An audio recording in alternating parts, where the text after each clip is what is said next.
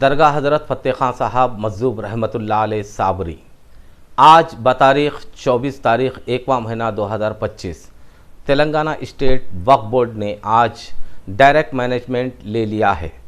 वक्फ board officer Sangareddy district Mohammed Sabir Ali, इनके अलावा Mohammed Asif tehsildar, Waqf board आमला सुप्रिटेंडेंट मोहम्मद इब्राहिम, दीगर ने मोहम्मद गुलाम समदानी सदर कमेटी मुअतमद मोहम्मद वज़ीर अली से ज़बरदस्ती जबरन तरीक़े से वक्फ बोर्ड आमले ने तमाम तर ज़िम्मेदारियाँ ग़ुलाम समदानी और मुअतमद वज़ीर से दरगाह शरीफ के तमाम तर ज़िम्मेदारियाँ हासिल कर ली।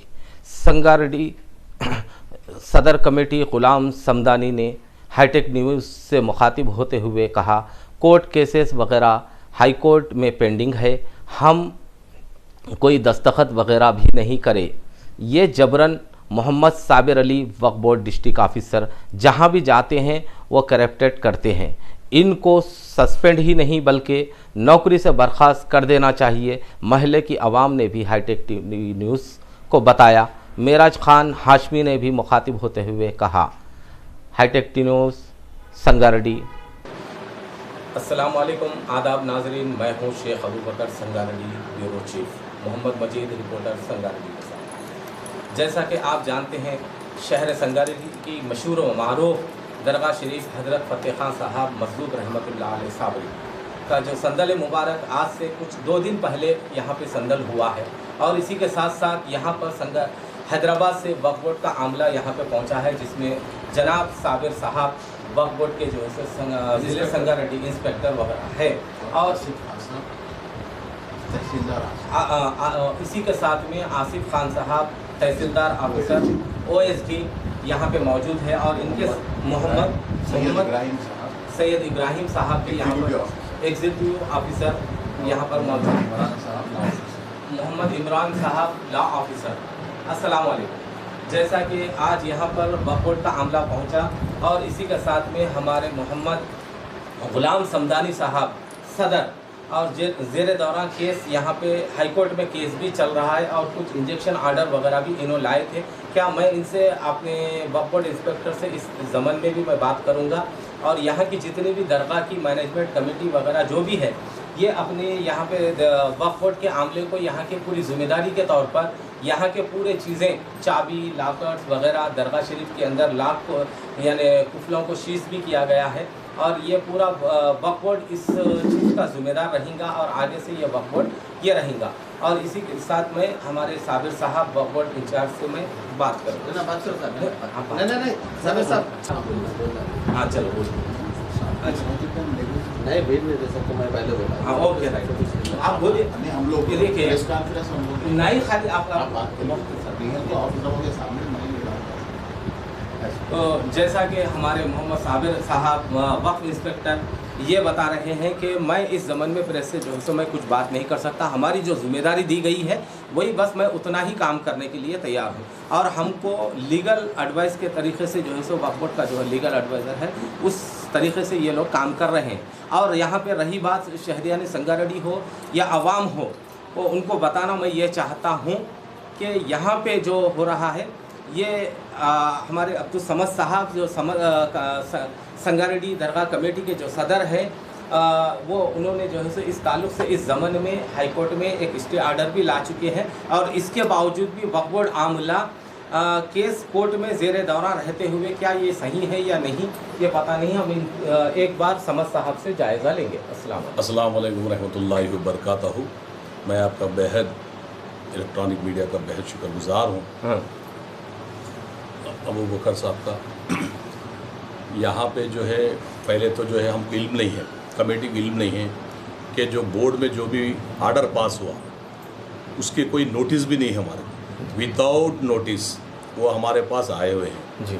मैं पहले उनसे पूछे, कमेटी के ज़िम्मेदार एडवोकेट महबूब साहब, वज़ीर अली साहब भी पूछे नोटिस का है, तो नहीं वक्फ बोर्ड हमारा है, हम ले लेते।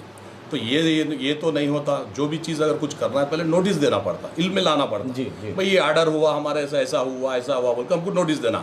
अगर हम नोटिस भी नहीं ले तो उनका काम है कि उसको दरगाह को चिपका के जाना जी। ये कोई अमल में नहीं ले, आने के बाद जबरन जी कोर्ट में, हाई कोर्ट में मामला हियरिंग की पेंडिंग है जी हम बार बार ऑर्डर बता रहे हैं जी नहीं हमको प्रेशर है जी वो कई का प्रेशर है बेशक साबिर अली साहब ही जानते जी क्योंकि उन्हें जिम्मेदार है जी साबिर अली साहब इंस्पेक्टर साहब ही जिम्मेदार है इसके। जी जी आप लोगों को तमाम संगारेड्डी के अवाम को मालूम है जी। कमेटी क्या डेवलपमेंट करी क्या नहीं करी बेशक आप जानते हैं जी जी मैं बोलना मुनासिब भी नहीं सर हूँ आगे अल्लाह जितना भी हमसे खिदमत लिए हम खिदमत करें अल्लाह चाहे तो फिर आइंदा फिर फतेह खान रहमतुल्लाह सरकार हमारे खिदमत का मौके बराबर हम खिदमत करेंगे।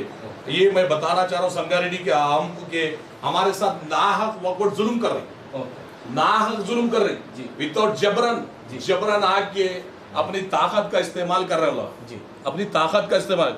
We have be to challenge high court matter sub judice है उसमें मैं ज्यादा बात नहीं करना चाह रहा हूँ। मोहतरमा साहब आप कुछ अपने तरफ से जो है इजहार ख्याल पेश कर। अस्सलाम वालेकुम रहमतुल्लाहि व बरकातहू। ये हमारी कमेटी जो है 1.5 साल हुआ आकर जी लेकिन वक्फ बोर्ड वाले 3 साल का परमिशन दिए हमको ऑर्डर दिए जी लेकिन दरमियान में अब केस जो है ट्रिब्यूनल के बाद हम हाई कोर्ट अप्रोच हुए जी हाई कोर्ट में जेर पेंडिंग है केस जी और उससे जो है वो केस जो है जेर पेंडिंग रहने के बावजूद जी वक्फ बोर्ड की जो है जो टीम आई है हाँ। वो ज़बरदस्त हमारे पे जो है जुल्म के साथ चार्ज ले लिए। ओके अब हम साफ बोल दिए हम दस्तखत नहीं करेंगे जब तक कि कोर्ट का ऑर्डर नहीं बताया। बेशक अच्छा और एक बात यह है जब वक्फ बोर्ड में कमेटी नहीं हुई जी जनरल बॉडी मीटिंग होने के बाद इसका रेजोल्यूशन पास हुआ जी। तो हम सही वो बता दिए तो हम एक्सेप्ट करते थे जी। वो भी नहीं किए जी। जबरदस्ती आकर ना वक्फ बोर्ड कमेटी का रेजोल्यूशन है ऑर्डर है जनरल बॉडी का जी। और ना हाई कोर्ट का जो है कोई हमारे ऑर्डर है जी। बगैर इससे जो है आकर एटेल लेके जबरन हमारे से जो है कमेटी जो है जी छीन लिए। ओके इंशाल्लाह सरकार हमारे फतेह बाबा रहमतुल्लाह अलैह हम खिदमत गुजार है जी। अल्लाह चाहे तो उनके जो है फैसले हमारे तरफ आएंगे हम इतनी उम्मीद करते हैं और हम बेलौस काम किए हैं जी सरकार का बेलौस काम किए हैं। इतने साल से दरगाह थी लेकिन कोई नया काम तामीर वगैरह नहीं हुआ। जी अल्लाह के फजल करम से बारगाह दरगाह से लेकर पिलर से पूरे बाउंड्री छत की और सामने जो है बाउंड्री वाल बनाए छत डाले ये सब डेवलपमेंट्स करे हैं कमेटी के जरिए से। अब हमारा जो जितनी तमन्ना थी हम पूरा करें खिदमत करना था हमारी तमन्ना थी दरगाह को जो है दूल्हा बनाना बाबू हम ये काम कर दिए। इंशाअल्लाह हम उम्मीद है फिर कमेटी हमारी हमको आएंगी। आदाब नाजरीन अभी कुछ देर पहले यहाँ पर महल्ले के लोग कुछ नाराज़ भी है। आपको मैं बताना ये चाहता हूँ कि महल्ले के कई ज़िम्मेदारान और संगारेड्डी को ख़ासकर खुसूसन संगारेड्डी के कई बुज़ुर्ग शख्सियात और यहाँ के कई ज़िम्मेदारान हैं ना उनको वक्फ बोर्ड की जानिब से कोई इत्तला दी गई ना कोई लीगल तरीके से कोई नोटिस दी गई और सब में ख़ास कर ये बताया जा रहा है कि यहाँ की जो मौजूदा कमेटी है और इसी के साथ सासपेट की जो कमेटी है ख़ासकर सासपेट वाले और संगारेड्डी वाले भी ये सुन ले कि जहाँ जहाँ पे भी शहर संगारेड्डी के हमारे तूर्प जयप्रकाश रेड्डी साहब जहाँ जहाँ पे भी डेवलपमेंट्स के काम करे हैं और इससे पहले माजी में किरण कुमार रेड्डी साहब के माजी हुकूमत में 1 करोड़ 20 लाख की हुकूमत से पैसे दिलवाकर काम यहाँ पे डेवलपमेंट्स करवाए थे। तो लिहाजा ये खासकर ये बताया जा रहा है यहाँ पे कुछ तशवीश पाई जा रही कुछ नौजवानों में और कुछ बुजुर्ग हजरात हमसे बात भी किए हैं मगर वो लोग सामने आने के लिए ज़रा दूर ये हो रहे मगर के बताना यह है कि जग्गा रेड्डी साहब जहाँ जहाँ पे भी जो काम करे हैं उन जगहों पे ये वक्फ बोर्ड आमला ख़ासकर खुसूसन उस जगह पे जो है सो अपोजिशन वालों की बात सुनते हुए नाकाम करने की सारी कोशिश कर रहा है। अस्सलाम वालेकुम। मेरे मीडिया से प्रिंट मीडिया और इलेक्ट्रॉनिक मीडिया से ये मुतालबा है यहाँ पे किसी को खिदमत गुजार सिर्फ वक्फ बोर्ड का आदमी रहेगा। किसी को पहले वाले जो बैठने वाले हैं सत्तार साहब रज़ाक साहब मोहम्मद मेराज कोई नहीं बैठना चाहिए। यहाँ पे वक्फ बोर्ड का अमला फातिहा देना चाहिए हर काम वो करना कोई ऐसा दरगाह के हाथ में बुरा काम नहीं होना चाहिए। जो सिस्टम चल रहा था 5 बजे फजर में खुल के फिर रात बजे 8 बजे जो बंद हो रही बारगाह मैं वक्फ बोर्ड से अदबन गुजारिश कर रहा हूँ CEO साहब से भी मैं अदबन सुप्रीडेंट साहब से भी इब्राहिम साहब से भी मैं अदबन गुजारिश कर रहा हूँ मेरे अपने MRO साहब आसिफ साहब से भी मैं अदबन गुजारिश कर रहा हूँ आप खुद चलाना चाहिए। यहाँ पे कोई ऐसी चीज़ नहीं होना चाहिए जो पब्लिक को नागवार हो या कोई गंडे बन गया तावीज़ बन गया कोई हर काम कर दिया ये नहीं होना चाहिए। मैं वक्फ बोर्ड से अदबन गुजारिश को इस काम को रोकिए। आपके लोग को अपॉइंट कर लिए, आप खोल लीजिए, लेकिन आपसे मेरी एक मेरे अकबर से रिक्वेस्ट है, मैं सरकार का खिदमत गुजार हूँ और मैं महल्ले में रहता हूँ।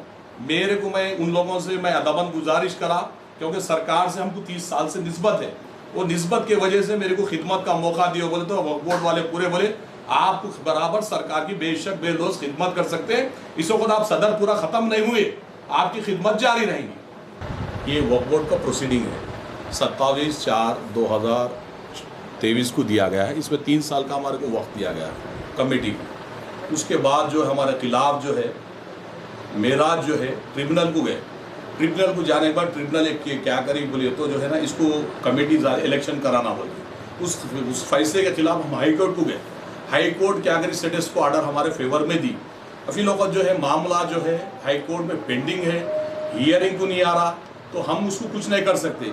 लेकिन ये कोर्ट का जो ऑर्डर है, ये कोर्ट का ऑर्डर है साहब, ये कोर्ट का हाई कोर्ट का order, honourable court high court का ऑर्डर है, मैटर सब जुडिस है, इसलिए हम ज़्यादा बात नहीं करने जा रहे। इसमें कंटेंट ये है, मैं आपको पढ़ के सुना दूँ। मैं आप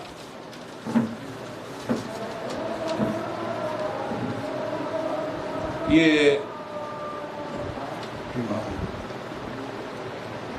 in the meantime both the parties direct to maintain status quo obtaining as of today till the next date of hearing। साफ सीधा लिखे हुआ है। फिर भी क्या है, लोग जबरन कर रहे हैं हमारे साथ। वक्फ बोर्ड वाले खासकर की जो है ना साबिर साहब का काम है। Okay right. इंस्पेक्टर साबिर साहब की है, उन्होंने पूरी रिपोर्ट गलत भेजा है। हाँ, पूरी जितनी भी रिपोर्ट है, हाँ। साबिर साहब गलत पैरवी करे, हायर ऑफिसर्स का कोई इसमें कसूर नहीं है।